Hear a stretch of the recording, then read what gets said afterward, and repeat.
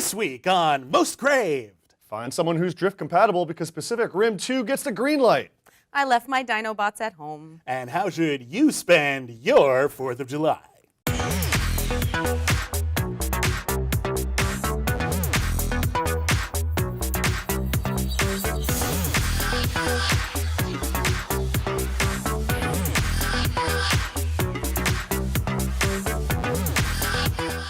Hey everybody, I'm William Bibbiani from CraveOnline. I'm Jenna Busch from Geek Nation. And I'm Ryan Turk from ShockTillYouDrop.com. What's up? How you guys doing? We're here to talk about some entertainment. The big news this weekend was Transformers rocking the box office. Is that what it did? It did. Yeah, it actually Yeah. it made enough money to make Scrooge McDuck jealous. Oh, Yes. that makes me sad. By the Yeah. way, I really did actually leave my Dinobots at home. I have them. You were gonna bring him? I was. Are you a Grimlock fan, or are you more of a?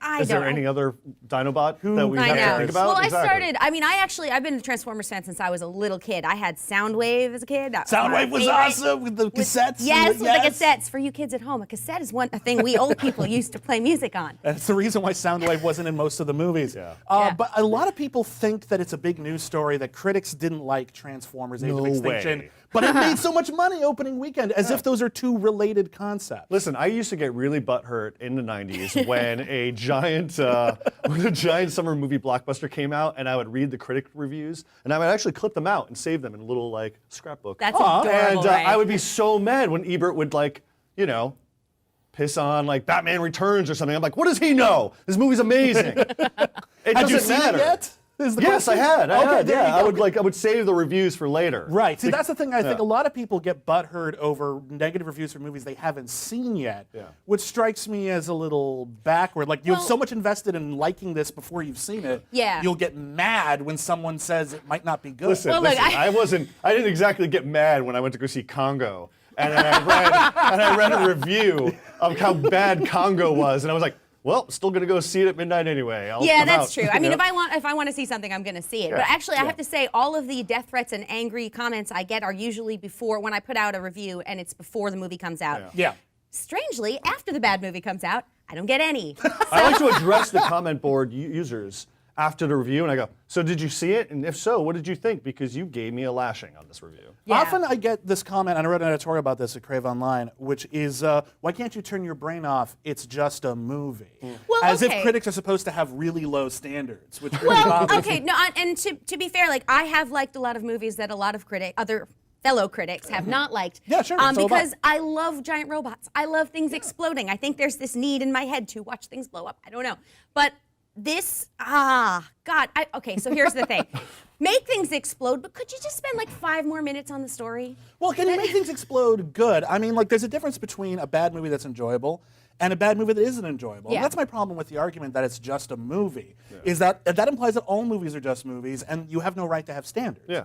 Everything is equally good to you. Schindler's Mm-hmm. List is just as good as Batman and Robin, and that's a lie. You are allowed to have standards, and the reason you go to a critic is the same reason why you'd ask someone, hey, what's a good restaurant in town? You want to know what someplace good is. If they say McDonald's, they're a crappy friend. Yeah, at this point in the game, though, with Transformers 4, for me, when I started seeing the previews, I was like, well, that looks like business as usual. It is. Heck yeah, I'm excited. Okay. But, the thing is that, when we talk about how much it made versus the critical response, this has a built-in audience. Yeah. I mean, Well, especially the opening weekend. Well, yeah, and The opening weekend is critics just marketing. Yeah. you Yeah, know? but critics and the online, the online movie community and stuff, we all live in a bubble. It's a giant bubble. Yeah, it's And we true. don't realize that there is a lot of people living in America in the middle who don't give a crap. Yeah. And they might come across our reviews, and I'm not putting down the work that we that's do. fine. But I'll go into my cousin's house and I'll see a copy of Transformers 3, and I'll go, huh. And then she'll go, oh my God, my kid loves this movie. And I'll go, all right, then he loves the movie. There is no Yeah. accounting for taste, and some critics like Transformers movies. I've liked a Which few of ones them. exactly? I liked 1 and 3 okay. 2 and 4 I thought were kind of One lame. is but- great. I think. One Yeah, is no, pretty one fun. was fine, but Yeah. I still prefer the animated. But the real difference between a critic and an audience member isn't that critics aren't allowed to like Michael Bay movies, or critics have to like Aki Kaurismäki movie. It's that they can explain why. They're responsible for saying why something is good and why something's bad. Whereas a general audience member can just say, I liked it. Yeah. And that's fine. Yeah. And that's fine. Where I was entertained. That's totally fine. If that's the only thing you're going to a movie for, that's fine. I mean, I like to think that there are people out there that will go see the movie without having read our reviews at all, but then they want to go to their favorite writer, whether it's you, me, Jenna, whomever. Yeah. And they I hope want it's me. You first. Thank you. Of course. But they either want to be enlightened or think about other themes of the film, or wonder what you thought and why. It's kind of like opening the analysis of the film itself. And I'm talking about Transformers here. No, Yeah. I think that's people talk about what are critics value because they can't like shut down a movie before it begins because they used to be able to do that.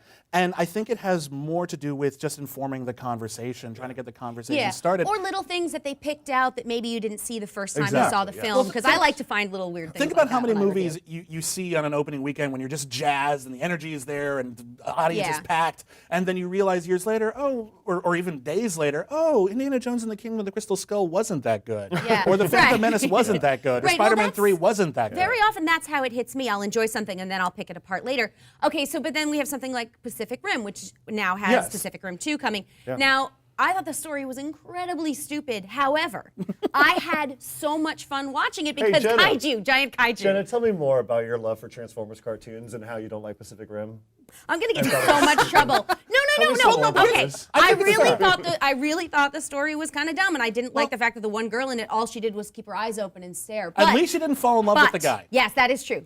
All right. But I absolutely love the battle scenes. I mean, I would watch it again and again and again for the battle scenes. So I enjoyed it. Well, the thing with Pacific Rim is that first off, it didn't do that well in theaters. It did just well enough to justify a sequel, and a lot of movies did that. Terminator didn't make money until home video. Austin Powers didn't either, and then the sequels blew up. So I'm excited for Pacific Rim 2, and a large part of that is because the story isn't great in Pacific Rim 2. Pacific Rim 1. It's so dense. It's so much exposition just setting up this world, and now that the sequel has come along, I feel like we can just play in it and not have to I wanna play with the giant kaiju. No, wait a minute. You guys are criticizing a film that comes to the table with an original idea and has its original No, and I idea. did love that. I did love I've that it seen was. anime before. That's great and good, but again, America probably has not. Again, we live in a little bubble, so it's like while our film nerd brains fair go, enough. Yeah. oh yeah, we could pick all of these influences out. Right. Everybody else looks at it and goes, oh wow, cool. It's like Transformers meets Godzilla, whatever.